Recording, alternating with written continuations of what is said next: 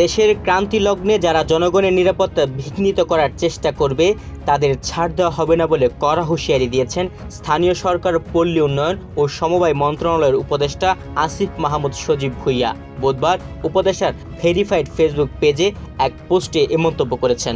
আমরা এটাও স্পষ্টভাবে বলে দিতে চাই, দেশের পরিস্থিতিকে বিঘ্নিত করার জন্য, দেশের এইরকম একটা ক্রান্তি লগ্নে, এরকম একটা ট্রানজিশন পিরিয়ডে জনগণের নিরাপত্তা বিঘ্নিত করার জন্য যদি কেউ চেষ্টা করে, সেটা রাজনৈতিক হোক কিংবা নিতান্তই চাঁদাবাজি ছিনতাইয়ের মতো ঘটনা হোক, সেটা কোনোভাবেই বরদাস্ত করা হবে না। সেক্ষেত্রে আইনশৃঙ্খলা বাহিনী কঠোর থেকে কঠোরতম অবস্থান নেবে।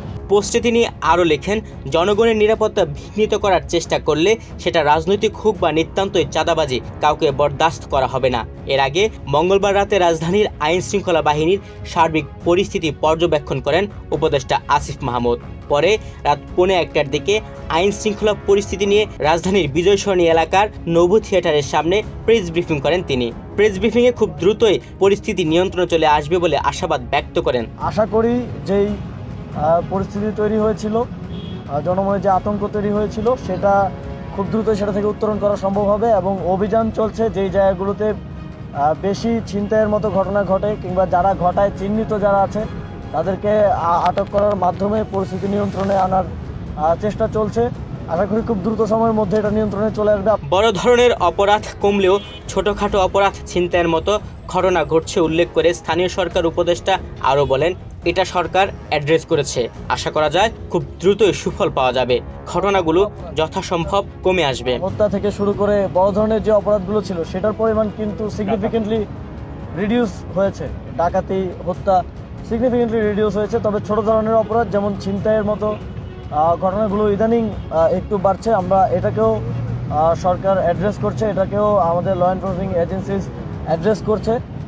আশা করি খুব দ্রুতই সুফল পাওয়া যাবে এবং এই ধরনের ঘটনা যথাসম্ভব কমে আসবে। জনমনে যেন আতঙ্ক সৃষ্টি না হয় সেটা দেখা সরকারের দায়িত্ব মন্তব্য করে আসিফ মাহমুদ বলেন, কোনো সমাজ বা দেশ পাওয়া যাবে না যেখানে অপরাধ হয় না। অপরাধ থাকবে, সেটাকে যথাসম্ভব নিয়ন্ত্রণের মধ্যে রাখা। এর আগে ডিএমপি কমিশনার শেখ মোহাম্মদ সাজ্জাদ আলী সাংবাদিকদের বলেন, পুলিশ ব্যাপক অভিযান শুরু করেছে, চিহ্নিত সন্ত্রাসীদের তালিকা করে অভিযান পরিচালনা করছে। ঢাকায় মোট 65টি চেকপোস্ট বসানো হয়েছে। এক প্রশ্নের জবাবে ডিএমপি কমিশনার আরও বলেন, পরিস্থিতি গত 2-3 দিন খারাপ হলেও আগে ভালো ছিল। অপরাধ যে কখনো ছিল না বিষয়টি তা নয়, আগেও অপরাধ হতো, তবে এটা প্রচার হতো না। এখন ছিনতাইয়ের ঘটনা মানুষ প্রতিহত না করে ভিডিও করছে। তিনি সবাইকে সম্মিলিত প্রতিরোধ গড়ে তোলার আহ্বান জানান। যেরকম মনস্বিনী ঘটনা হওয়ার কারণে এটা সমাজে একটা প্যানিক, একটা নিরাপত্তাহীনতার সৃষ্টি করতেছে।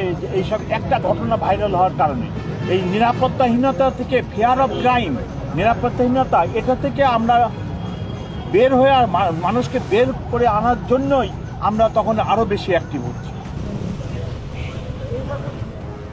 বুধবার রাত 1:15টার দিকে রাজধানীর বিজয় সরণির নভু থিয়েটারের সামনে ঢাকা মহানগর এলাকার জননিরাপত্তার জোরদারে চলমান বিশেষ কার্যক্রম পরিদর্শন শেষে সাংবাদিকদের এসব কথা বলেন তিনি।